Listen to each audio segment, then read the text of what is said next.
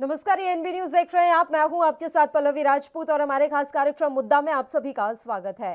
देश भर में चुनावी सीजन खत्म होने के साथ ही पेट्रोल और डीजल की कीमत में आग लग गई है। तेल कंपनियों ने इस हफ्ते 5वीं बार पेट्रोल डीजल के दाम बढ़ाने की घोषणा की है। रविवार को पेट्रोल 50 पैसे और डीजल 55 पैसे प्रति लीटर महंगे हुए। नई कीमत लागू होने के बाद राजधानी दिल्ली में पेट्रोल 99 रुपए 11 पैसे और डीजल 90 रुपए 42 पैसे प्रति लीटर पर मिल रहा है। इससे पहले 22, 23, 25 और 26 मार्च को 80 पैसे की बढ़ोतरी हो चुकी है। मार्च महीने में पिछले 6 दिन महंगाई को बढ़ाने वाले रहे। 22 मार्च से अब तक रसोई गैस और सीएनजी, पीएनजी के दाम बढ़ाए जा चुके हैं, तो वहीं पेट्रोल डीजल के दाम भी लगातार बढ़ रहे हैं। ऐसे में लगातार बढ़ते तेल के दामों ने आम आदमी के घर का बजट बिगाड़ दिया है। वहीं अब 5 दिन में महंगे हुए पेट्रोल डीजल को जीएसटी के तहत लाकर कीमत नियंत्रित करने की फिर से मांग उठ रही है।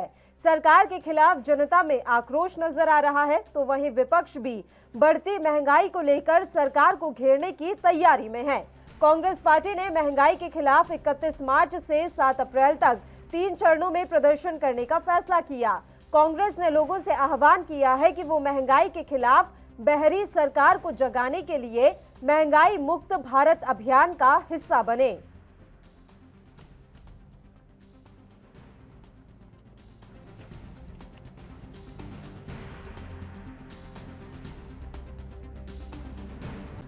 आपका बच्चा बीमार हो, जिंदगी और मौत के बीच जूझ रहा हो, आपके पिता और मां आखिरी सांसें गिन रहे हो, आपकी बीवी और बेटा ऑक्सीजन के बगैर तड़प रहा हो और कोई उसे कहे डॉक्टर के नहीं इलाज मत करवाइए, ताली बजाइए, तो क्या आप उसे सही मानेंगे? पर अगर सरकार आपकी जेब काट रही हो और आपकी आवाज ना सुनती हो, देशवासियों, ये हमारा आपसे अनुरोध है हाथ जोड़कर, सरकार आपकी जेब काट रही है, भाजपा आप पर जुल्म ढा रही है, भाजपा आपका बजट चोरी कर रही है। एक तरफ तनख्वाह आदि होने का गम, दूसरी तरफ महंगाई। तो ऐसे में शोर और आवाज करके कोई घंटी बजाए, कोई ड्रम बजाए, अगर बहरी सरकार के कान ना खोलें तो क्या करें? इसलिए यही सही तरीके, जहां जहां पार्टी के लोग आंदोलन कर रहे होंगे, राहुल जी, प्रियंका जी भी शामिल होंगे, क्यों नहीं?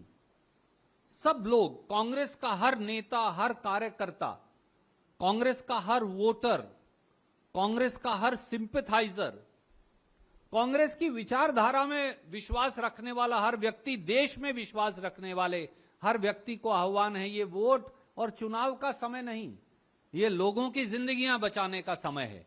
और आइए, चाहे आप हमसे भिन्न विचारधारा के हों, चाहे आपने हमें वोट ना दी हो, चाहे आपका हमारा वैचारिक मतभेद हो, पर आइए देश के लिए इकट्ठे हो जाइए और इस आंदोलन में, जो एक जन आंदोलन है, हमारा आंदोलन नहीं, महंगाई मुक्त भारत अभियान है, ये कांग्रेस का अभियान नहीं है, आइए इसमें जुड़ जाइए। तो देश भर में चुनावी सीजन खत्म होने के साथ ही पेट्रोल और डीजल की कीमत में एक बार फिर से आग लग गई है। तेल कंपनियों ने इसी हफ्ते 5वीं बार पेट्रोल डीजल के दाम बढ़ाने की घोषणा की है। रविवार को पेट्रोल 50 पैसे और डीजल 55 पैसे प्रति लीटर महंगा हुआ। लगातार बढ़ते तेल के दामों ने आम आदमी के घर का बजट बिगाड़ दिया है। वहीं अब 5 दिन में महंगे हुए पेट्रोल डीजल को जीएसटी के तहत लाकर कीमत नियंत्रित करने की फिर से मांग उठ रही है। सरकार के खिलाफ जनता में आक्रोश नजर आ रहा है, तो वहीं विपक्ष भी बढ़ती महंगाई को लेकर सरकार को घेरने की तैयारी में है। कांग्रेस पार्टी ने महंगाई के खिलाफ 31 मार्च से 7 अप्रैल तक 3 चरणों में प्रदर्शन करने का फैसला किया है। कांग्रेस ने लोगों से आह्वान किया है कि वो महंगाई के खिलाफ बहरी सरकार को जगाने के लिए महंगाई मुक्त भारत अभियान का हिस्सा बने। आपको बता दें कि महंगाई से कहीं कोई राहत नहीं मिल रही है। एक तरफ सूर्यदेव की तपिश लोगों के पसीने छुड़ा रही है, तो वहीं दूसरी तरफ महंगाई की आंच लोगों के जेबों को जलाने लगी है। चंद रोज पहले एलपीजी रसोई गैस सिलेंडर के दाम 1000 के पार पहुंचने के झटके से लोग अभी उभरे नहीं थे कि एक बार फिर से पेट्रोल डीजल के दाम भी बढ़ते जा रहे हैं। कई जगह ऐसी हैं जहां पर पेट्रोल के दाम 100 रुपए के पार पहुंच गए हैं। महंगाई की मार ने एक बार फिर से सबको परेशान करना शुरू कर दिया है। हर चीज की बढ़ती कीमतों से पहले ही त्रस्त लोगों को महंगाई ने इसी हफ्ते में एक के बाद एक कई झटके दिए हैं। इससे पहले सप्ताह आरंभ में महंगाई ने लोगों को पहला बड़ा झटका दिया था। एलपीजी रसोई गैस सिलेंडरों के दाम एक मुश्त 50 रुपए बढ़ने से एलपीजी सिलेंडर का दाम बढ़कर 1016 रुपए हो गया। एलपीजी के रेट बढ़ने से जहां लोगों की रसोई का बजट बिगड़ा था, वहीं अब प्रति लीटर पेट्रोल के दाम भी कई जगहों पर 100 रुपए के पार होने लगे हैं।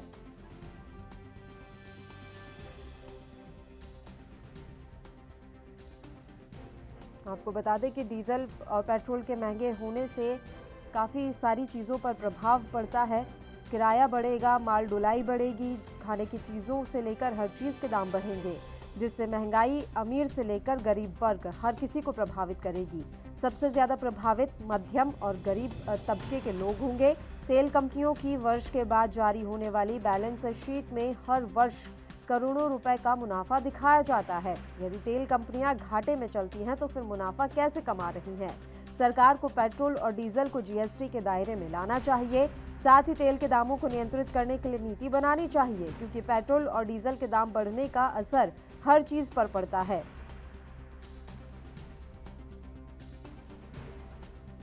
आपको बता दें कि मौजूदा सरकार के समय में वैश्विक स्तर पर देश की छवि बेहतर हुई है। सीमाओं के साथ देश की सुरक्षा बेहतर हुई है, लेकिन महंगाई को नियंत्रित करने में सरकार सफल नहीं हो पा रही है। प्रयासों के बावजूद महंगाई लगातार बढ़ती जा रही है।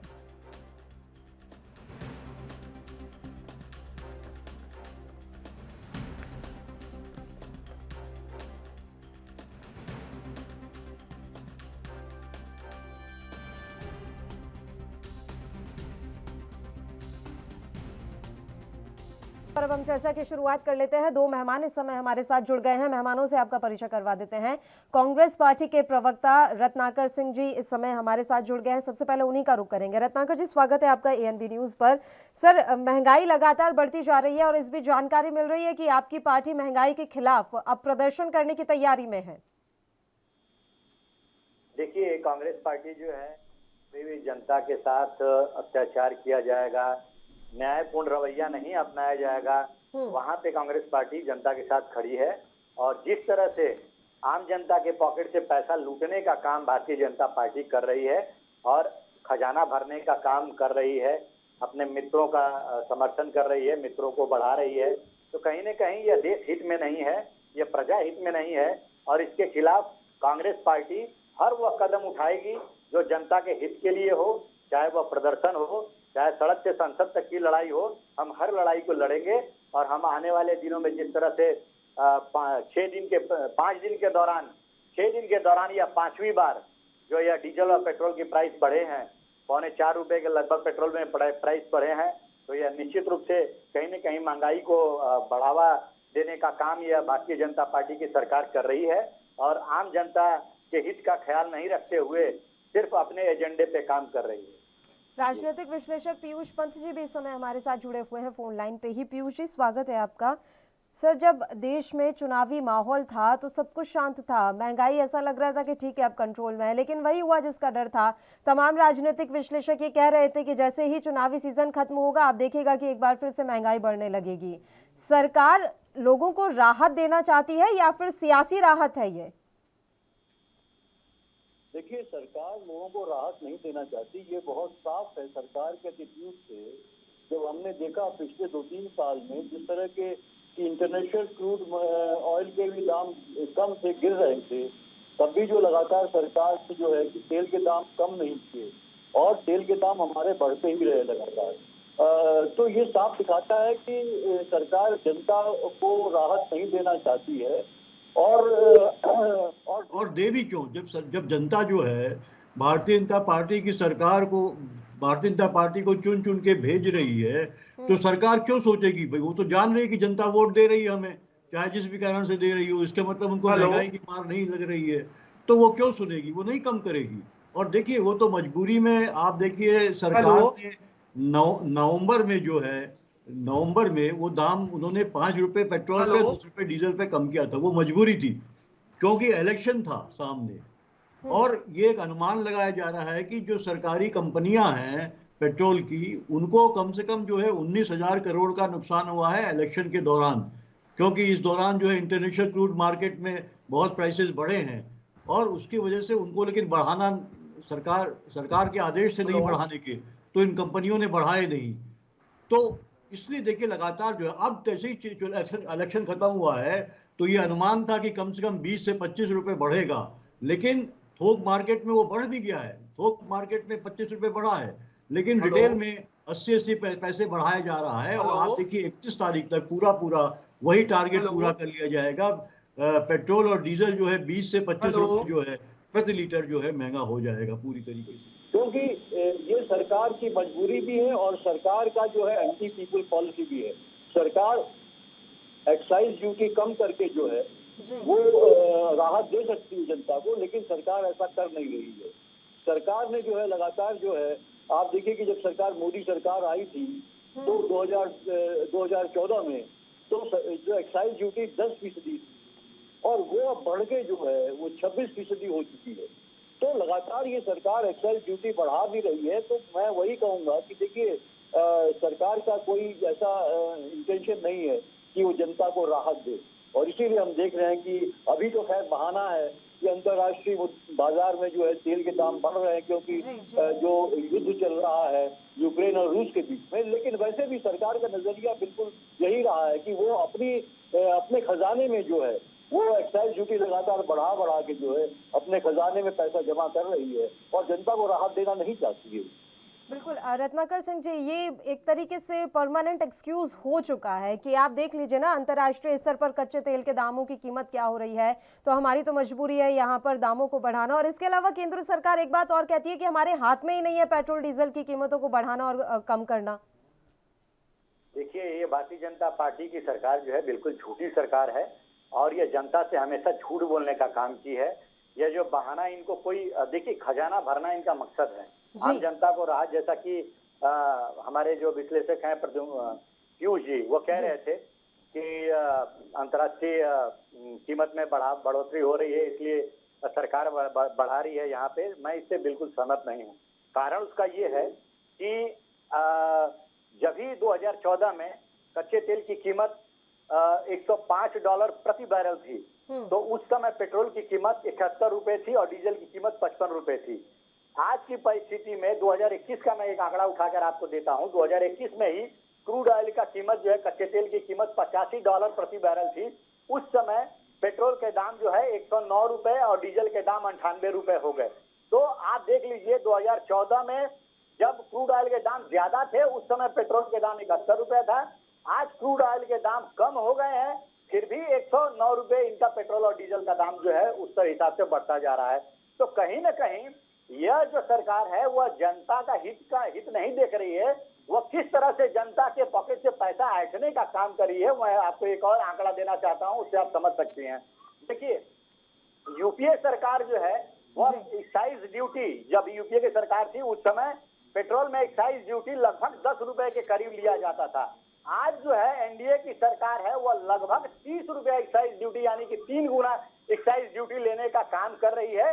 तो अगर यह जनता के राहत की बात करती तो वह एक्साइज ड्यूटी टैक्स के रूप में जनता से पैसे नहीं वसूलती। और जो क्रूड का एक्सक्यूज दे रहे हैं, मैं आपको एक बात और इंक्लूड करना चाहता हूं कि ये झूठ बोलते हैं जनता से। देखिए, रशिया ने 20 से 25% डिस्काउंटेड प्राइस पे भी ऑफर किया है क्रूड कच्चे तेल खरीदने के लिए, और यही पेट्रोलियम मिनिस्टर कहते हैं कि ये हमारे लिए आपदा में अवसर है। तो वह अवसर सरकार के लिए है, जनता के लिए क्यों नहीं है?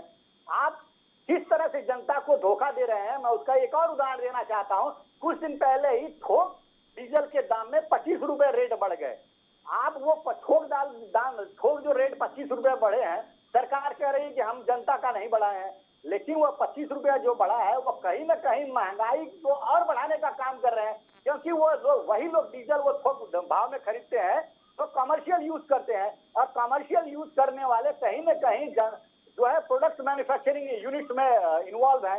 तो वह जो बनाते हैं सामान जो जनता के लिए बनाते हैं वो नेचुरली उसका दाम बढ़ा देंगे और महंगाई जो है बढ़ जाएगी। तो ये जनता के ऊपर दोहरी मार है। देखिए और एक मैं आंकड़ा आपको बहुत सारे आंकड़े मेरे पास है, मैं अगर समय हो तो मैं बहुत सारे आंकड़े आपको गिना सकता हूँ। ये सरकार जो है कहती है कि गैस का दाम जो है वो बढ़ा दी। यूपीए कार्यकाल में हमारा गैस का दाम जो है 410 रुपए था यूपीए के कार्यकाल में, लेकिन आज जो गैस का दाम है वो 1000 रुपए के पार चला गया है। सरकार देखिए कितना बड़ा झूठ बोलती है। आज 2014 में जो गैस का दाम था वह आज से भी कम, आज से भी ज्यादा था, मतलब $880 प्रति मीट्रिक टन 2014 में गैस के दाम थे। आज गैस का दाम 2022 में $769 प्रति मीट्रिक यूनिट टन है। मतलब आप समझिए कि 410 जब भी मिल रहा था उस समय गैस के दाम ज्यादा थे, आज 1000 पार कर दिया है। आज गैस के दाम अंतर्राष्ट्रीय बाजार में कम है, फिर भी यह सरकार एक्सक्यूज दे रही है कि अंतर्राष्ट्रीय कच्चे तेल में और गैस के दाम में बढ़ोतरी हुई है जिसकी वजह से हम दाम बढ़ा रहे हैं। तो कितना बड़ा झूठ ये जनता से बोल रहे हैं, इसका जो है जवाब इनके पास नहीं है। यह सिर्फ खजाना भरने का काम कर रहे हैं। अंबानी और अडानी जैसे इनके पूंजीपति मित्र हैं उनका पॉकेट भरने का काम कर रहे हैं। जनता का आय, जनता का 97% जो आम जनता है उसकी आमदनी घट गई है। अडानी की सिर्फ 2021 में $16 अरब से संपत्ति $50 अरब हो गई है। तो यह सरकार, ये पूंजीवादी सरकार है कि लोकतंत्र की सरकार है जो जनता के लिए काम करती है। ये खुद से निर्णय जनता ले सकती है और इनके पास, भारतीय जनता पार्टी के पास झूठ बोलने के अलावा और कोई रास्ता नहीं बचा है। ये जनता को बरगलाने का काम कर रही है सिर्फ। यही जनता का निर्णय ही तो समझ नहीं आ रहा ना रत्नाकर जी। अभी भी जिन 5 राज्यों में चुनाव हुए, एक में तो पहले से ही सरकार नहीं थी, 4 राज्यों में थी, चारों में वापस ही आ गई। जनता का निर्णय ही समझ नहीं आ रहा है कि क्या सोच रही है जनता। देशबंधु दीक्षित जी इस समय हमारे साथ जुड़े हुए हैं, भारतीय जनता पार्टी के प्रवक्ता हैं। दीक्षित साहब, आवाज मिल रही है आपको? देशबंधु जी, मेरी आवाज पहुंच रही है आप तक?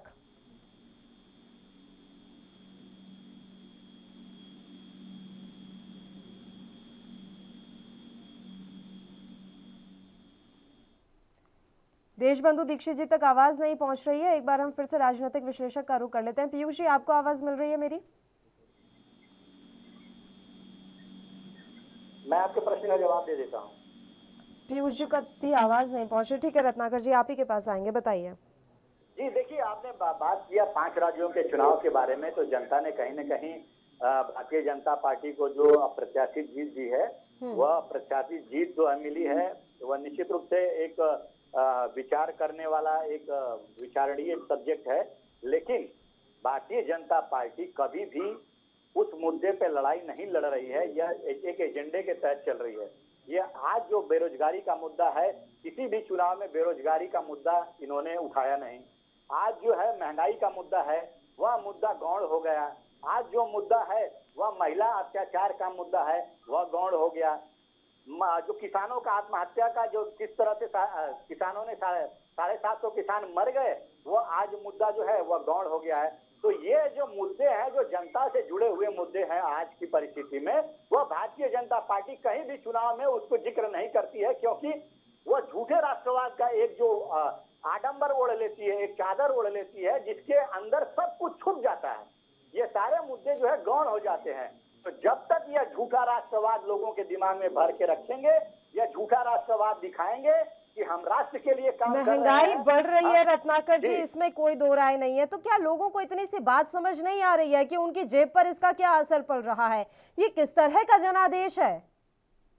बिल्कुल बिल्कुल पल्लवी जी, ये सोचने का एक बहुत बड़ा विषय है कि जनता को भी इस बारे में सोचना चाहिए कि आखिरकार महंगाई बढ़ रही है, बेरोजगारी बढ़ रही है, महिला अत्याचार बढ़ रहा है और किसानों का आत्महत्या का दर बढ़ रहा है, किसान आत्महत्या कर रहे हैं। तो ये सारे मुद्दे जो जनता क्यों नहीं सोच रही है उन सब चीजों पे? आज जो ये लोग जो ध्रुवीकरण की राजनीति कर रहे हैं ये लोग, भारतीय जनता पार्टी के लोग, ये 80 और 20 की राजनीति जो कर रहे हैं, उसके बीच में जनता दिग्भ्रमित हो गई है। और आज इनके लिए जनता को यही दिखाना चाह रहे हैं कि हिंदू अगर सुरक्षित रहेगा तभी यह राष्ट्र सुरक्षित रहेगा। लेकिन यह भारतीय जनता पार्टी के लोग शायद भूल गए हैं कि 300 साल मुगलों ने हमारे ऊपर शासन किया, तब भी हमारा हिंदुत्व कभी खतरे में नहीं रहा। 150 साल अंग्रेजों ने भी शासन किया, तभी हमारा हिंदुत्व खतरे में नहीं रहा। लेकिन आज यह डर की राजनीति दिखाकर हिंदुओं का वोट जो है लेने का काम कर रहे हैं।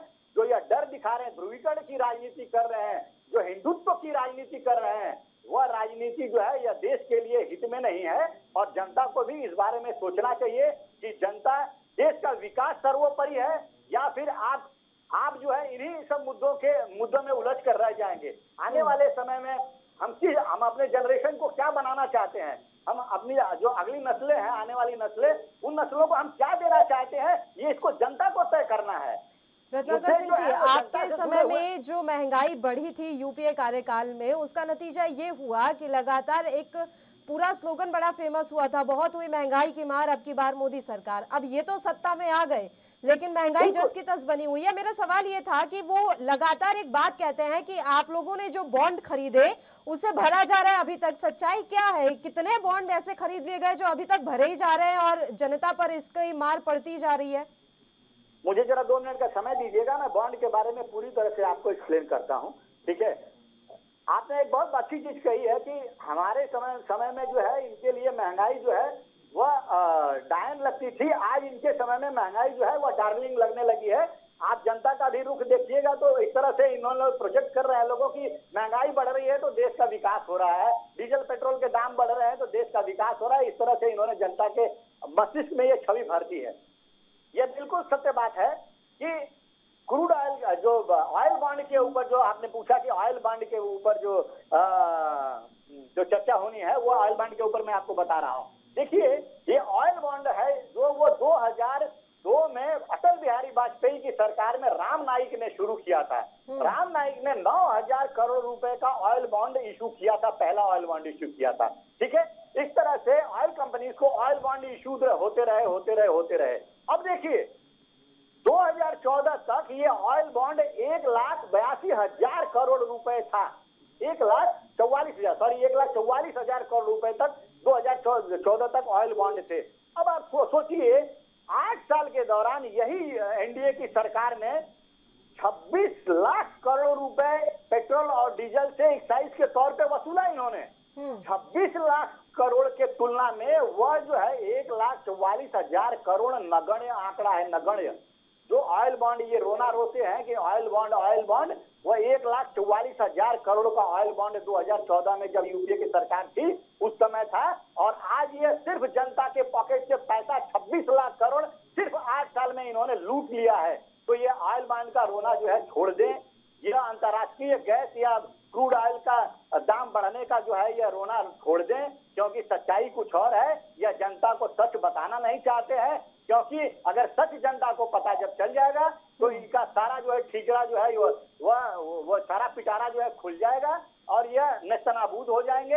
इनकी सच्चाई लोगों को पता चल जाएगा कि किस तरह से यह देश हित में नहीं, जनता हित में काम नहीं कर रहे हैं, यह अंबानी और अडानी हित में काम कर रहे हैं।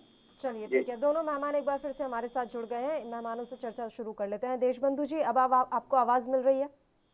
हाँ, आपको मेरी आवाज मिल रही है? ठीक है देशबंधु जी, अब आपकी मुझे आवाज मिल रही है और आपको मेरी आवाज भी मिल रही है। मैं बस इतना जानना चाह रही थी सर कि गरीबों की चीख सुनाई नहीं देती आपको? नहीं पल्लवी जी, इससे पहले तो आपने ये महंगाई की चर्चा देश से जुड़ने के लिए मैं क्षमा चाहता हूँ आपके दर्शकों से। अब रही बात, हम अभी अपने कांग्रेसी मित्र की सारी भाषाएं सुन रहे थे। देखिए, सूप तो सूप बोले, चलनिया भी बोले, ये कहावत चरितार्थ होती है। हमारे कांग्रेसी मित्र बात करते हैं। देखिए, महंगाई एक ऐसा मुद्दा है, हमारे कांग्रेसी मित्र भी जानते हैं कि 80% पेट्रोल आयातित होता है। विभिन्न प्रकार के उन्होंने आंकड़े दिए, 80% हमारा पेट्रोल आयातित होता है और जो कि यूक्रेन और रूस के जो है युद्ध के कारण इस पे हमारा नियंत्रण नहीं होता। लेकिन मैं मानता हूं कि पेट्रोल और डीजल के कारण महंगाई बढ़ रही है, इस बात से मैं आपके सहमत हूँ। और इसके कारण भी आप जानते हैं कि अंतर्राष्ट्रीय बाजार जब तेल की कीमतें बढ़ती हैं तो उसका सीधा सीधा इम्पैक्ट महंगाई के रूप में पड़ता है। अब इन्होंने जो बात कह दी कि जनता का रोड सोना रोड पा रहे हैं। लूटपाट की बात ये न करें, इसका जिन्होंने जमीन से लेकर आकाश तक सब बेच दिया। आपने देखा होगा इनके कार्यकाल में 2004 से लेकर 14 तक प्रतिदिन एक स्कैम लेता हो, चाहे 2G घोटाला हो, चाहे 3G घोटाला हो, चाहे कोल हो, चाहे कोयला हो, कोई ऐसा घोटाला नहीं जो इन्होंने नहीं किया। आज इनका इसी का हस्त है कि पूरे देश में कांग्रेस कहीं नजर नहीं आती और समाप्ति की और अंतिम दिशा की ओर बढ़ रही है। और दूसरी बात हमारे मित्र बता रहे हैं, इसके कारणों की खोज की जा रही है और लोक कल्याण हित में जो भी कारण है, महंगाई को कम करने के लिए हम सतत प्रयास कर रहे हैं। और वो बात इन्होंने बातें कर दी हमारी। आप ये बताइए, जिसके राजकुमार खुद बेल पे हो वो अगर बात करे उसकी विश्वसनीयता का क्या प्रमाण है? जिसकी राजकुमारी जो है उत्तर प्रदेश के चुनाव को एक इवेंट मैनेजमेंट समझती है, और आप भी जानते हैं इवेंट मैनेजमेंट बनाने के बाद कहीं नजर नहीं आते। कांग्रेस के कार्यकर्ता कमरों में बैठ के ट्वीट करते हैं, टीवी चैनलों पे आके भ्रांतियां फैलाते हैं। कोरोना काल में स्कूटी की जगह बताइए ई रिक्शा का नंबर दे देते हैं और महंगाई की बात करते हैं। आप बताइए, जिनका आकंठ भ्रष्टाचार के दलदल में डूब जीता है वो कहाँ है? नहीं तो दीक्षित साहब, अभी देश में चल क्या रहा है? देशबंधु जी एक बात बताएं कि अभी देश में चल क्या रहा है? यही तो चल रहा है, बेल, जेल, तेल और सेल। इसके अलावा चल क्या रहा है देश में? नहीं देखिए पल्लवी जी, मैंने आपसे पहले ही बताया, मैं पुनः अपनी बात को दोहराऊंगा, 80% जो है तेल हम आयातित करते हैं। और जो ये 5 राज्यों के चुनावी सीजन में वो तेल आयात नहीं हो रहा था क्या? जब चुनावी माहौल था तब कहां से ला रहे थे तेल? तब अपने देश में से खुदाई करके आप लोगों को तेल दे रहे थे, तब आपकी महंगाई नहीं हुई। और वो छोड़िए सर, अभी से नहीं बढ़ रही है महंगाई। आप पिछले साल के आंकड़े उठाकर देख लीजिए कितनी बार तेल के दाम बढ़े हैं। अभी आपको रूस यूक्रेन का युद्ध याद आ रहा है। रूस यूक्रेन के युद्ध के बीच में ही देश में चुनाव हो रहा था, तब एक बार भी पेट्रोल डीजल के दाम नहीं बढ़े। छोड़िए ना सर ये बहाने, अब कुछ नया बताइए। पल्लवी जी, ना आपके प्रतिष्ठित चैनल पे ना मैं बहाने बना रहा हूँ, मैं एक तार्किक बात कर रहा हूँ और मुझे 2 मिनट मेरी बात सुनेंगी तो आपके भी समझ में आएगा। देखिए, पिछले 8 साल में 2004 से 14 तक इन्होंने भारतवर्ष को इतनी जर्जर व्यवस्था में कि भ्रष्टाचार और कांग्रेस एक दूसरे का पर्याय बन गई। और अगर ये बात करें और उस धरातल से हमारे श्रद्धेय प्रधानमंत्री नरेंद्र मोदी ने कहा भारत को विश्व गुरु के पटल पे और अनेकों ऐसी योजनाएं लोक कल्याण हित के कारण चल रही है। उसके बाद आपने देखा कोरोना जैसी एक वैश्विक महामारी भी आई, उससे भी हमने निजात दिलाई और पूरे देश की जीवन की सुरक्षा और सबकी जीविका की व्यवस्था की। उसके कारण बहुत सारे हैं। महंगाई बढ़ने के कारण, एक पेट्रोल डीजल के कारण महंगाई बढ़ती है, इस बात से मैं सहमत हूँ और न मैंने इस बात से इनकार कर दिया। जिनकी विभिन्न समय पर जब भी क्रूड ऑयल के दाम बढ़े हैं, हमारी सरकारों ने उसके प्रयास किए हैं और उनके कारणों को दूर करने का प्रयास किया है और उसी का परिणाम रहा। 2014 में जनता जनार्दन ने हमें आशीर्वाद दिया, 2017 में दिया, 2019 में दिया और 2022 में दिया। और रही बात, ये विकास की बात करते हैं, इनका विकास तो केवल परिवारवाद तक सीमित है और वह परिवारवाद का अंतिम चरण चल रहा है। मैं माननीय इनके युवराज से पूछना चाहता हूं कि वे कहां थे? भ्रष्टाचार के जो दलदल में जो आलू से सोने का चिप्स बनाने का दावा करते हैं, वे कहां आ जाते हैं? विपक्ष की भूमिका में जब आते हैं तो भ्रामक बातें व देश को तोड़ने की बात करते हैं। जब हम हिंदुस्तान की बात करते हैं तो पाकिस्तान की बात करते हैं। आनंद का और प्रयास करके रोना रोते हैं। धरातल पर ये कहीं नहीं है। और देखिएगा 2024 के और शीघ्र इस महामारी को कम करने के लिए हमारी डबल इंजन की सरकार प्रयास कर रही है और शीघ्र इसका भी निवारण कर लेंगे। ये वही कांग्रेस है जो रोज हमसे पूछती थी मंदिर कब बनाएंगे, डेट नहीं बताएंगे। हमने मंदिर बनाया। इनकी विश्वसनीयता का ये प्रमाण है, इन्होंने हलफनामा दे के सुप्रीम कोर्ट के श्री राम मंदिर के नाम को इंतजार ही कर रही थी। अभी आप थोड़ी देर में सर्जिकल स्ट्राइक के बारे में भी बात करेंगे, चलिए बोल लीजिए। पल्लवी जी, सर्जिकल स्ट्राइक इनके राज्य में, इनके शासनकाल में बिल्कुल बोलूंगा। ये वही बोलते थे धारा 370 का। बताइए आज तक यह मुद्दा क्यों बना? और देखिए हमारे गृह मंत्री, हमारे रक्षा मंत्री और हमारे यशस्वी प्रधानमंत्री का धारा 370 भाई आज जम्मू कश्मीर में कैसे बहाली है। इनके राज्य में आतंकवादी हमला करते थे, भ्रष्टाचार के आतंक में डूबी हुई कांग्रेस हर दिन एक नए घोटाले करती है। और ये बात महंगाई की करें, ये बात बेरोजगारी करें, बड़े हास्यास्पद स्थिति होती है। बात कांग्रेस नहीं कर रही है दीक्षित साहब, बात आज देश की जनता कर रही है। आपको उसका जवाब देना होगा। मैंने आपको कहा ही नहीं कि रत्नाकर सिंह की बात का जवाब आप दें, आप देश की जनता की बात का जवाब देना। आप इस बात का जवाब दीजिए कि गरीबी रेखा से नीचे लोग बढ़ते जा रहे हैं। आप इस बात का जवाब दीजिए कि जिस जनता ने आपको जनादेश दिया, आज वो जनादेश सड़कों पर है क्योंकि उसकी गाड़ियों में पेट्रोल डीजल महंगा पड़ रहा है। जिस सरकार को बचाने के लिए मतपेटियों में मत डाले गए ना सर, आज वही जनादेश देश बचाने के साथ साथ अपना पेट भी बचाना चाहता है। आप बताएंगे इस बारे में कुछ? देखिए पल्लवी जी, आपने कहा महंगाई, पेट्रोल डीजल का मूल्य बढ़ना महंगाई का एक कारण होता है, लेकिन उसके अलावा और भी बहुत सारे कारण हैं। हम बैठकर उन कारणों पर विचार कर रहे हैं और शीघ्र से शीघ्र कोई भी ऐसी समस्या नहीं आई जिसका निवारण हमारी सरकार ने नहीं किया। और यह महंगाई भी धीरे धीरे कम होगी और यह एक सतत प्रक्रिया है। और आप देखिएगा 25 सप्ताह बाद महंगाई फिर कम होगी और विपक्ष ये जो रोने लगता है और अपनी हार का टीका और जनता पे आवाज, तब इन्होंने जनता की आवाज से इनके कौन से कारणात है? इन्होंने जनता के हित की कब बात करी, चाहे सदन का पटल हो चाहे सड़कों पर, कि कहीं दिखाई देते हैं? टीवी पे आके प्रवक्ता जो है भ्रामक बातें करते हैं और केवल दुष्प्रचार करते हैं। आप जो कहती हैं, मैं उस बात को मैंने पहले भी कहा, महंगाई के कारणों का उपाय किया जा रहा है और ये उपाय धीरे धीरे कम हो जाएगी महंगाई, नवंबर तक या अक्टूबर तक कम हो जाएगी, क्योंकि गुजरात के चुनाव है। तो उससे पहले तो मुझे पूरी उम्मीद है कि महंगाई कम हो ही जाएगी। नहीं होगी तो कुछ समय के लिए आप रोक देंगे। इसका जवाब मैं आपसे लूंगी, उससे पहले एक छोटे से ब्रेक के लिए यहाँ रुक रहे हैं, जल्द हाजिर होंगे।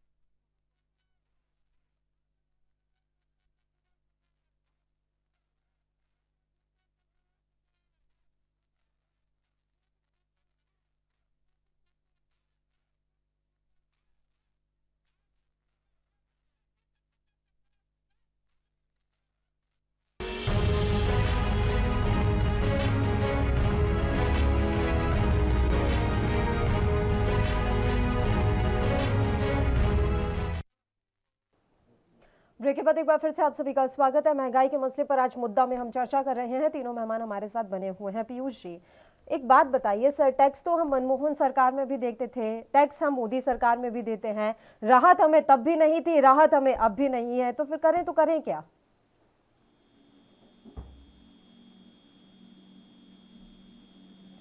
पंत साहब, आवाज मिल रही है आपको?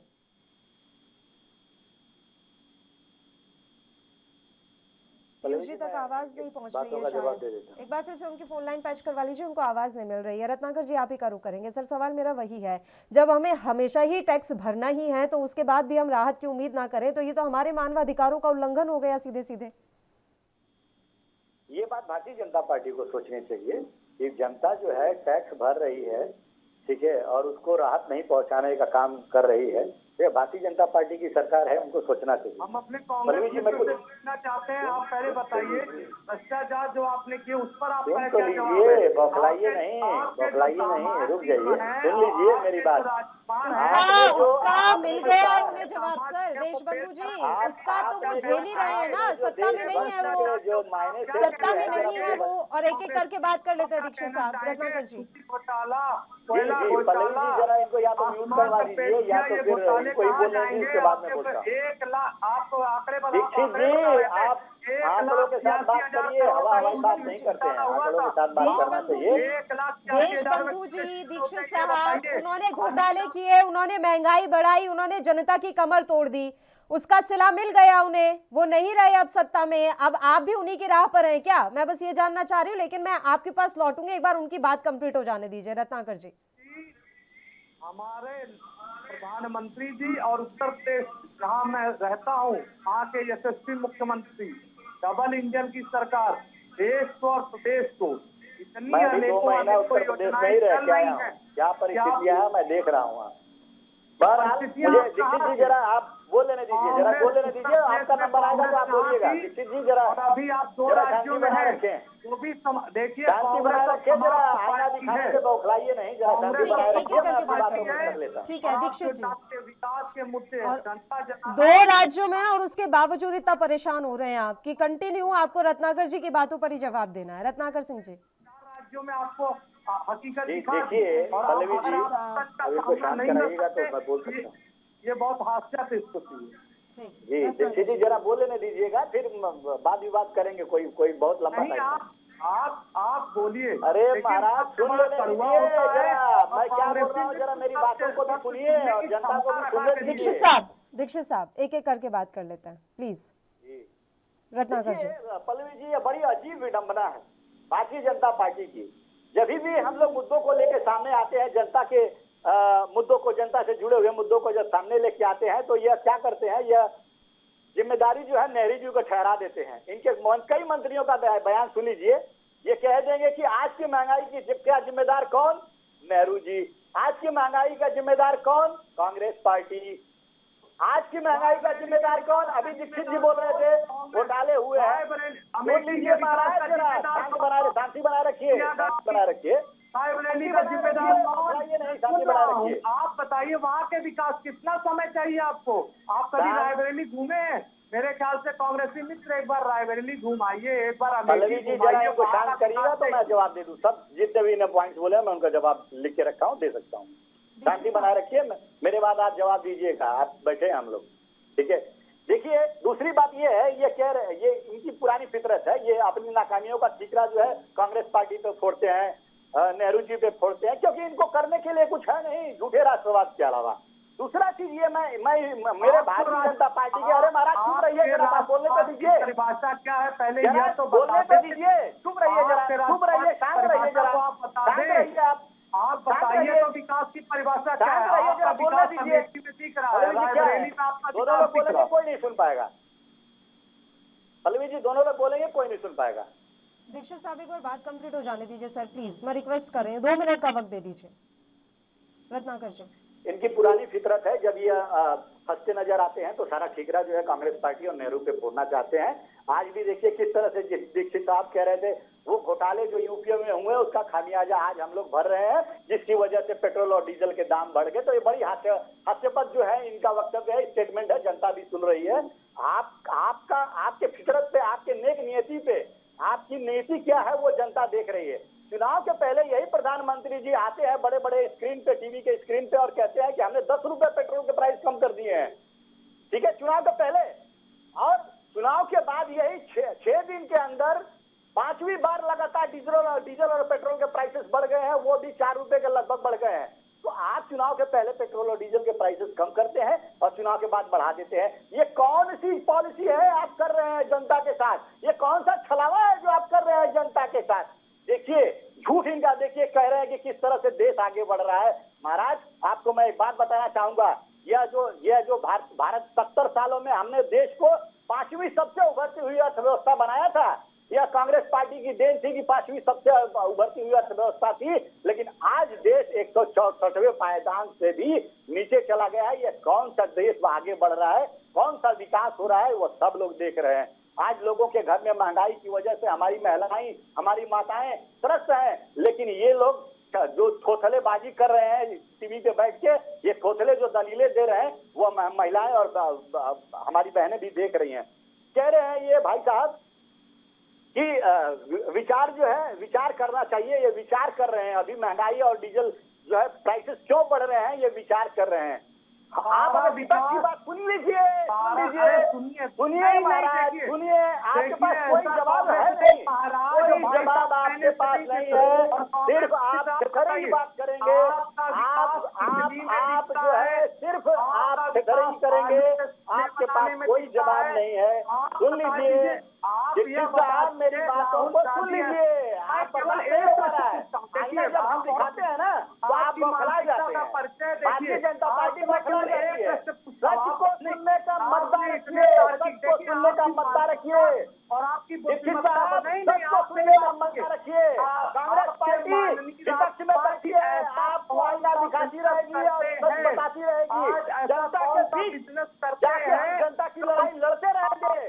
संपत्ति आ गई। कितना भी ध्रुवीकरण की राजनीति कर ले, कितना भी T20 का राजनीति कर ले, लेकिन जनता को एक दिन जिस दिन सच का एहसास होगा, सच का एहसास होगा जिस दिन, उस दिन जनता आपको सत्ता से उठाकर बाहर फेंकने का काम करेगी। आपको सुनने का मुद्दा नहीं है। ये प्रधानमंत्री की सुरक्षा के साथ खिलवाड़ करते। अरे कहाँ रहा माननीय आपका विकास पंजाब में दिख गया, चन्नी जी क्या जो छापे पड़े करोड़ों निकले। आपका विकास मुझे मालूम है। आप बता दीजिए माननीय प्रियंका गांधी के पास ऐसा कौन सा बिजनेस है? मैं आपसे पूछता हूँ, बहुत बुद्धिमान है, इतने दिन से इतने समय से कुतर्क कर रहे हैं। और कुतर्क जिसे कहते हैं, कुतर्क मतलब होता है मेरे पास सब आंकड़े हैं, मेरे पूरी बहस गलत दिशा में जा रही है। मैं आपको एक बार फिर से कह दूं कि पूरी बहस गलत दिशा में जा रही है। दीक्षित साहब, प्रियंका गांधी की अलमीरा में कितने पैसे इस समय लेना देना नहीं है। हमें लेना देना इस बात से होना चाहिए कि जनता की जेब में पैसे नहीं है। उस पर भी महंगाई का बोझ उस पर इस तरीके से डालेंगे सर, बच्चे कुछ भी चले जाएंगे उनके पास से। और ये कोई बहुत अच्छी बात नहीं है। ये आप लोगों के सर पे कलंक लग रहा है कि आखिर आपके राज्य में जनता इतनी गरीब क्यों होती जा रही है। पीयूष जी का एक बार रुख कर लेते हैं, वो काफी देर से हमारे साथ जुड़े हुए हैं। पीयूष पंत जी, आवाज मिल रही है आपको? जी पीयूष जी, अब सवाल ये है कि आपको भी ये लगता है कि सरकार की बड़ी मजबूरी है इसलिए वो महंगाई को कंट्रोल नहीं कर पा रही? क्योंकि दीक्षित साहब के हिसाब से तो कुछ ऐसा ही है और विचार चल रहा है कि किस तरीके से महंगाई को कंट्रोल किया जाए और जल्द से जल्द राहत दे दी जाएगी, ऐसा कह रहे हैं दीक्षित जी। नहीं, देखिए विचार तो ये सरकार करती रहती है, लेकिन जो है कि जब कुछ नहीं करना होता है तो कैसे विचार कर लेती है। देखिए ये बात सही है कि अंतर्राष्ट्रीय बाजार में जो है क्रूड ऑयल के दाम बढ़ रहे हैं। ये जो युद्ध चल रहा है रूस और यूक्रेन का, उसकी वजह से जरूर उस पर प्रभाव पड़ रहा है डिमांड सप्लाई के ऊपर। और इसके पहले भी पेंडेमिक टाइम में जो है चूंकि कंजम्पशन एकदम घट गया था, 40% आ गया था, इसलिए जो है ऑयल प्रोड्यूसिंग कंट्रीज ने भी अपना, चाहे वो रूस हो, चाहे वो सऊदी अरेबिया हो, चाहे अमेरिका हो, चाहे रूस हो, उन्होंने अपना प्रोडक्शन भी कम कर दिया था निश्चित रूप से, लेकिन अब फिर बढ़ा दिया उन्होंने, क्योंकि पेंडेमिक के बाद फिर डिमांड बढ़ गई है। लेकिन ये सब अपनी जगह है, लेकिन सबसे बड़ी देखिए 50% से ज्यादा जो है क्रूड ऑयल जो इम्पोर्ट होता है उस पर सरकार जो है एक्साइज ड्यूटी और टैक्सेस लगाती है जो 50% से ज्यादा है।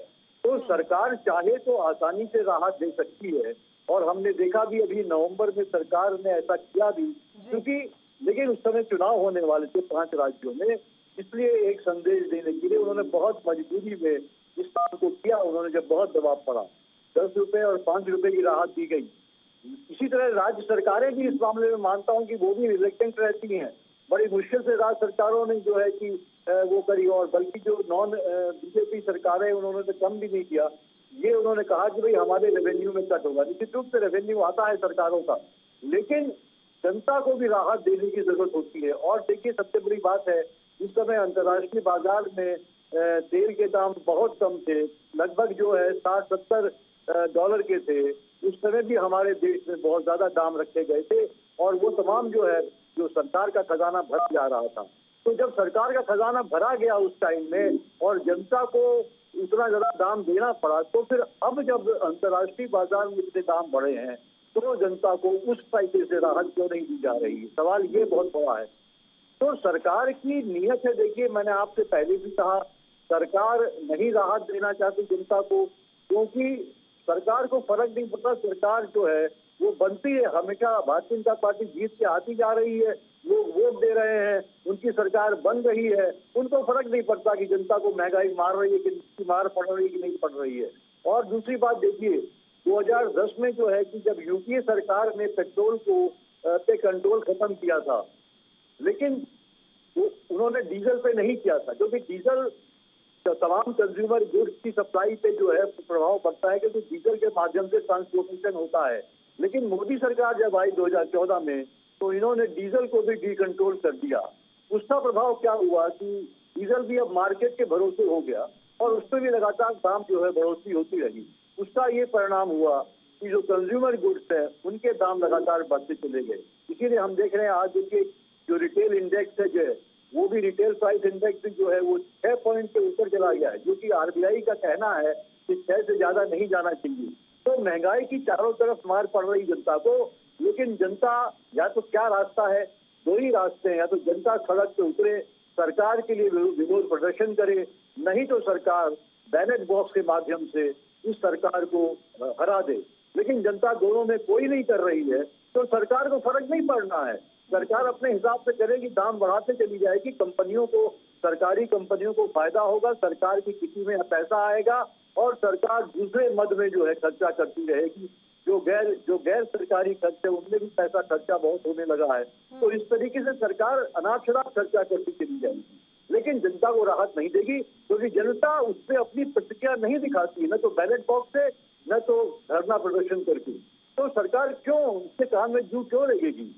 तो ये देखिए निश्चित रूप से है कि सरकार तभी सुनती है जब उसको लगता है कुछ फर्क होगा। जब पता लगा शायद किसान जो है का आंदोलन जो है इनके खिलाफ चला जाएगा चुनावों में, तो सरकार ने जो है कि वापस से जो है कानून, लेकिन अभी तक एमएसपी से कानून नहीं आया। सही दिशा में सोच ही नहीं पा रही है जनता की करना क्या है। ध्यान तो इधर उधर भटक जाता है सर, राम मंदिर पर चला जाता है, 370 पर चला जाता है, सर्जिकल स्ट्राइक पर चला जाता है। तो वही मैं कह रहा हूँ, इसीलिए जनता को तय करना होगा कि उसको अपनी रोजमर्रा की जो जरूरतें हैं वो चाहिए, या उसको जो है कि इस तरह के मुद्दों पे अपना ध्यान लगाना है। क्योंकि देखिए जनता जब फोकस रहेगी, जनता कहेगी कि नहीं हमें तो ये चाहिए, हमें सस्ता तेल चाहिए, हमें जो है सस्ते सामान चाहिए, क्योंकि हमारा जीवन दुर्भर हो रहा है, तब जाके सरकार कुछ सुनवाई कर सकती है। लेकिन सरकार को लगता है कि अगर राम मंदिर से 370 से जनता वाहवाही कर रही है हमारी और उसके आधार पे वोट दे रही है, तो वो क्यों सुनेगी, वो क्यों करेगी कि आपको राहत देगी? उसको लगता है कि जनता तो अपना काम चला ही रही है, तो हम क्यों करें, हम अपने हिसाब से खर्चा करें, अपने हिसाब से जो टैक्स लगाएं। तो जनता की सुनवाई फिर नहीं होती है। जनता जब जवाब देती है तभी सुनवाई हो सकती है, नहीं तो सरकारें जो है वो अनसुना कर देती हैं, वो अपने हिसाब से करती हैं। और जब सरकारें कॉरपोरेट के हिसाब से काम करने लगती हैं, वो चाहे सरकारी जो कॉरपोरेट्स हो, जो तेल कंपनियां हो, चाहे वो प्राइवेट निजी कंपनियां हो दूसरे सेक्टर्स में, उनके हिसाब से काम करने लगती है, तो फिर जनता तो सिर्फ पूछती है और कुछ नहीं होता। फिर आप उसको जो है मुफ्त में अनाज दे के पेट भर देते हैं, लेकिन ये तो सिलसिला चलता रहेगा, जनता पिसती रहेगी और आप जो है उसको राहत देते रहेंगे और वो आपको वोट डालती रहेगी। तो इस तरह से सिलसिला चलता रहेगा, सरकार अपने हिसाब से काम करती रहेगी। जो नहीं अपना कर पाएगा, मैनेज कर पाएगा, वो बेचारा परेशान रहेगा और वो जो है मनी मन जो है सरकार से गुस्सा दिखाएगा, लेकिन जहाँ गुस्सा दिखाना है वहाँ वो गुस्सा नहीं दिखाएगा। तो यही होता है, सरकारें इसी तरह डाइवर्ट करती चीजों को ताकि जनता को उलझा दो और जनता अपनी जो असली दिक्कतें हैं उनसे भटक जाए, उनको भूल जाए। अब ये जनता को तय करना होता है और जो है वोट का अधिकार, सबसे बड़ा अधिकार जनता के पास होता है। अगर उसको भी गंवा देती है तो फिर आप इसके लिए फिर कुछ शिकायत करने का कोई मौका नहीं होता है। फिर तो सरकार तो अपने हिसाब से काम करती है। तो सरकार अगर जनोन्मुखी न होके अगर वो जो है कि कॉर्पोरेट उन्मुखी हो जाए तो फिर तो मुश्किलें आएंगी, जनता को ही आनी पड़ेगी। आज नहीं तो कल जनता देखेगी और ज्यादा से ज्यादा लोग गरीब होते जा रहे हैं। निश्चित रूप से पेट भर देना, मुफ्त अनाज देते, ये कोई समीक्षा नहीं है।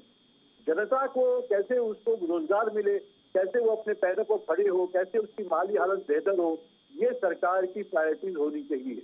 हम देख रहे हैं उस पर नहीं है और दूसरे मुद्दों पे है। धर्म पे ज्यादा जोर है, धार्मिक स्थानों के डेवलपमेंट पे ज्यादा जोर है, लोगों के जीवन स्तर कैसे सुधरे, उनको हर चीज कैसे सस्ते में मिले, ये इस पे कोई जोर नहीं है। वो मुफ्त राशन की अभी व्यवस्था फिर से 6 महीने के लिए बढ़ा दी गई है, तो सरकार अभी कुछ इस तरह के पैंतरे फेंक रही है, पैंतरे आजमा रही है कि बस चल जाए काम। देशबंधु जी, एक सवाल मेरा ये भी था कि जीएसटी के दायरे में क्यों नहीं लाया जा रहा पेट्रोल डीजल? नहीं, अभी तो मैंने राजनीतिक विश्लेषण की बात कही, एक बात से मैं सहमत हूँ, मैं कहना चाहता हूँ आप भी और हम भी लोकतंत्र में वोट देना सबका संवैधानिक अधिकार है। क्या भारत की 135 करोड़ जनता जो है वो इतनी विवेकशील और संवेदनशील नहीं है? हर बार चुनाव में हमें बीजेपी का आशीर्वाद, तो हम ऐसा करते होंगे और कुछ तो कांग्रेस ऐसा नहीं करती होगी कि हर बार 5 राज्यों का चुनाव है तो हम करते होंगे। रही बात आप जीएसटी को देखिए, ये नहीं, आप ये बताइए 5 राज्यों में हारे हमारे किए गए कार्यों पर बार बार आशीर्वाद दिया और इनकी हर जगह कांग्रेस की आशीर्वाद जमानतें मिल गया, जब जनता गुजारी, को भी कुछ तो आशीर्वाद काम दीजिए। किया होगा। कौन और रोक रही रहा बात, है? आपको बता दें, विकास एक सतत क्रिया है। नहीं, आप बता दीजिए, जो सरकार 2004 से 14 तक, और आपको बता दूं हमारे आदरणीय प्रधानमंत्री मनमोहन सिंह एक बहुत बड़े अर्थशास्त्री, लेकिन उनकी सरकार और भ्रष्टाचार की सरकार, अगर मैं कहूं तो अतिशयोक्ति नहीं है। आप बता दीजिए उनके शासनकाल में क्या महंगाई नहीं हुई? अरे आप बताइए, महंगाई जो है, जो पेट्रोल डीजल की बात मैंने कहा, चाहे यूक्रेन की बात कही या वैश्विक महामारी कोरोना की, इस बीच जितनी बड़ी से बड़ी समस्याएं आई, सरकारों ने प्रयास करके उसके उपाय ढूंढे और विभिन्न समय समय पर लोक कल्याण के लिए जो भी उचित हो सकता हो, चाहे 80 करोड़ लोगों के भोजन की व्यवस्था हो, चाहे अप्रवासी भारतीयों की सहायता की व्यवस्था हो, चाहे लड़कियों की सुरक्षा की व्यवस्था हो, चाहे महिलाओं की सशक्तिकरण की बात हो, भारतीय जनता पार्टी हर जगह सड़क से लेकर सदन तक मुद्दा उठाया। इन लोग कहाँ रहे, या आप इनसे प्रश्न पूछिए, और मैं इनसे एक ही प्रश्न पूछता हूँ। और हमारे राजनीतिक विश्लेषण अभी कांग्रेस मानसिकता से आप बोले, उत्तर प्रदेश की जनता और संपूर्ण भारतवर्ष की जनता विकास के द्वारा किए गए कार्यों पर मुहर लगाती है। और आप देखिएगा, अभी गुजरात के चुनाव है, बात महंगाई नहीं, एक मुद्दा होता है, चुनाव में भी चीजों के दाम बढ़ते हैं और भी बहुत सारे कारक होते हैं। अध्ययन करिए, तब उस पर बात करें, और किसी दिन लंबी डिबेट करिएगा, मैं आंकड़ों के साथ आपको समझाऊंगा। महंगाई में केवल डीजल पेट्रोल नहीं, बहुत सारे कारक होते हैं। A lot of factors can be included in। तो मैं उस पर भी बात करूंगा। और रही बात जो मानसिकता की बात है, उत्तर प्रदेश की जनता जनार्दन का जो आशीर्वाद रहा और भारतवर्ष में जो आशीर्वाद हमें मिला, वो हमारे किए गए कार्य है। हमारी जो मूल उद्देश्य है, सबका साथ, सबका विकास, जनता ने सबका जिता दिया, आप जो मर्जी है वो करेंगे। अंतिम छोर तक, आप जो अंतिम मर्जी छोर है पर वो बैठे करेंगे। हुए जनता ने आपको जिता दिया है तो महंगाई बढ़ा देंगे, गैस पेट्रोल डीजल के दाम रोज बढ़ाते जाएंगे। परिवार के नाम पर है। और आपने जनता कहा के प्रति कोई जिम्मेदारी है, जवाब ये जो जनादेश, ये जो आशीर्वाद, इन शब्दों का आप इस्तेमाल कर रहे हैं, ये जो आपको मिला है ना, पहले तो मैं तालियां बजाना चाहूंगी आपके लिए, कितना जनादेश आप ले आए। फायदा क्या है इसका? उसी जनादेश का अपमान कर रहे हैं या नहीं कर रहे हैं आप? पेट्रोल डीजल की कीमतें बढ़ने से आपको लग रहा है कि क्या है, छोटी सी तो बात है, एक दिन 50 पैसे बढ़ गए, अगले दिन 80 पैसे बढ़ गए, कौन सी बड़ी बात है? पेट्रोल डीजल के अलावा भी किस किस चीज के दाम बढ़े, ये आंकड़े भी आप लेकर बैठे होंगे, मैं उम्मीद करती हूँ आपसे।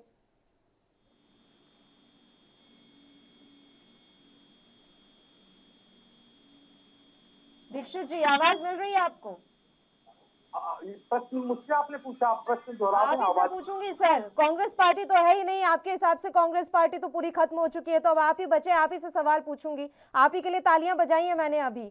और अब बता दीजिए कि पेट्रोल डीजल का दाम बढ़ना अगर छोटी सी बात है या बहुत बड़ा इशू नहीं है, बहुत बड़ा मुद्दा नहीं है, तो आपको जानकारी होगी कि और किन किन सामग्रियों के दाम इस समय बढ़े हैं, और आपका 5 किलो राशन कहाँ तक पेट भर लेगा लोगों का, ये भी बता दीजिएगा। फिर उसके बाद मैं रत्नाकर जी का रुख करूंगी। जी, आपके डिबेट की शुरुआत में मैंने कहा पेट्रोल डीजल दाम बढ़ रहे हैं, आपके हिसाब से वो मुद्दा नहीं है, मैं ये बोलना चाह रही थी। और आपने मेरे जीएसटी के दायरे में लाने वाली बात का भी कोई जवाब नहीं दिया। देखिए, हमारे वित्त मंत्री, ये एक वित्त मंत्रालय का, आप देखते हैं सारे राज्यों के वित्त मंत्रियों के साथ कई दौर की बैठकें हो गई हैं, उस पर भी हमारे प्रयास जारी हैं। और शीघ्र महंगाई की समस्या का निदान होगा। और मैं आपके चैनल में आपके दर्शकों को आश्वस्त करना चाहता हूँ, कोई ऐसी समस्या नहीं होती जिसका समाधान न हो। और मैंने कहा था, जैसी सृष्टि होती है वैसी सृष्टि, हर समस्या में समाधान ढूंढना या हर समाधान में समस्या ढूंढना, ये दो चीजें हैं। अगर समस्या है तो उसका समाधान है, सरकार प्रयास कर रही है और सरकार पार्टी अपने आप में एक बड़ी समस्या है, उपाय करेगी और शीघ्र महंगाई से समाधान होगा। रत्नाकर सिंह जी, दीक्षित जी जरा बीच में बोलिएगा नहीं, इस बार मैं आपकी बातों का जवाब दे रहा हूँ, ठीक है? सुनिएगा जरा ध्यान से। देखिए पल्लवी जी, देखिए बोलने और ना बोलने वाली बात नहीं, आप सर। अरे आप तो चुप रहिए, कुछ समय बचा है, 5 मिनट 2 मिनट बचा है, चुप तो रहिए, सुन तो लीजिए, सुनने का मद्दा रखिए। मैं तो सुन रहा था, मैं तो सुन रहा था ना साहब। अरे जनता जनार्दन ने 55, मैं तो सुन रहा था ना, सुनने का मद्दा रखिए। समाधान अरे करेगी, कांग्रेस विजयी की समस्या का समाधान करेगी। बीजेपी स्वयं अपने आप में एक बड़ी भी समस्या है इस देश के लिए। यह जनता को जिस दिन एहसास होगा उसी समस्या का समाधान हो जाएगा। रही बात ये कह रहे थे ये राशन कांग्रेस समाप्त पार्टी हो गई है, आपको बताएं कांग्रेस समाप्त पार्टी हो गई है और आप बीजेपी की चिंता न करिए, आप अपनी चिंता करिए कि आप कहां पर हैं। आप भारतीय जनता पार्टी को नसीहत न दीजिए। मैंने कहा 750 विधायक हैं हमारे पास देश में, 750 आप अपनी बात और रख लीजिए, 135 साल समय पुरानी वैसे भी घटता सरकार जा रहा है, है। कोई हिला नहीं। ये पूरा 135 साल पुरानी पार्टी है। आप मुंगेरी लाल के रह गए, मुंगेरी लाल के सिवा सपने देखने में, मुंगेरी लाल के सिवा देखने में कोई वो नहीं है। आप रोज सपने देखिए और सपने देखने की कोई चीज नहीं लगती, वहाँ कोई महंगाई मुद्दा नहीं है। शासन कितने और आप कहाँ हैं? जनता को जिस दिन सच्चाई का एहसास हो गया, आपके युवा राजकुमार उत्तर प्रदेश छोड़ के वायनाड चले गए ना, वो समस्या खुद ब खुद सॉल्व हो जाएगा। नहीं समस्या से भाग गए ना, उत्तर प्रदेश की राजधानी छोड़ के वायनाड चले गए ना। आप बात रख लीजिए रत्नाकर जी, समय बिल्कुल कम है इस समय। ठीक है दीक्षित जी, दीक्षित जी। भाग गए ना, ये समस्या आएगी इसलिए चले जाएंगे ना। देखिए अभी पीयूष जी कह रहे थे कि अंतर्राष्ट्रीय कीमतों का दाम बढ़ रहा है, इसलिए हमारे देश में पेट्रोल डीजल गैस के दाम बढ़ रहे हैं। मैं पीयूष जी को एक आंकड़ा बताना चाहता हूं, शायद इनको जानकारी है कि नहीं है। देखिए गैस की कीमत 2014 में जो है वो $880 प्रति मैट्रिक टन थी 2014 में, और आज गैस की कीमत जो है वो $769 प्रति मैट्रिक टन है, मतलब 2014 से भी घट गई है। लेकिन मोदी सरकार पिछले दिनों में 100 रुपया बढ़ाई, फिर 50 रुपया बढ़ाई। तो ये किस आधार पे बढ़ा रहे हैं? ये खजाना भर रहे हैं, ये जनता के पॉकेट से पैसा लूटने का काम कर रहे हैं। अरे जनता ने इतना बड़ा मैंडेट दिया है भारतीय जनता पार्टी को, इसका ये मतलब नहीं है कि आप जो इच्छा हो वो करते चले जाएं। जनता की कुछ उम्मीदें हैं आपसे, इतनी बड़ी जवाबदेही है, इतना बड़ा प्रचंड बहुमत आपको जिताया है, तो उनको प्रचंड राहत दीजिए। नहीं आप मेरी बात मिल जाएगी सर प्रचंड राहत। अभी कुछ राज्यों में और चुनावी मौसम आने तो दीजिए, उसके बाद जो ये महंगाई अभी इस समय लग रही है ना पहाड़ जैसी, ये कम हो ही जाएगी। बस चुनावी मौसम चलता रहना चाहिए इस देश में। फिलहाल समय की कमी है, तीनों ही मेहमानों का शुक्रिया अदा करना चाहूंगे चर्चा करने के लिए आप हमारे साथ जुड़े। तो पेट्रोल डीजल के दाम लगातार बढ़ते जा रहे हैं, रसोई गैस सिलेंडर के दाम भी बढ़े हैं और ऐसे में महंगाई अब चरम सीमा पर पहुंचती जा रही है। देखने वाली बात रहेगी कि सरकार की तरफ से जो बात कही जा रही है कि हम महंगाई को कम करने के प्रयासों पर काम कर रहे हैं, ये प्रयास कब तक कारगर सिद्ध हो पाते हैं। इसी के साथ मुद्दा में फिलहाल के लिए इतना ही। मुझे दीजिए इजाजत। देश और प्रदेश की तमाम ताजा और अहम खबरों के लिए आप देखते रहिए ANB न्यूज। नमस्कार।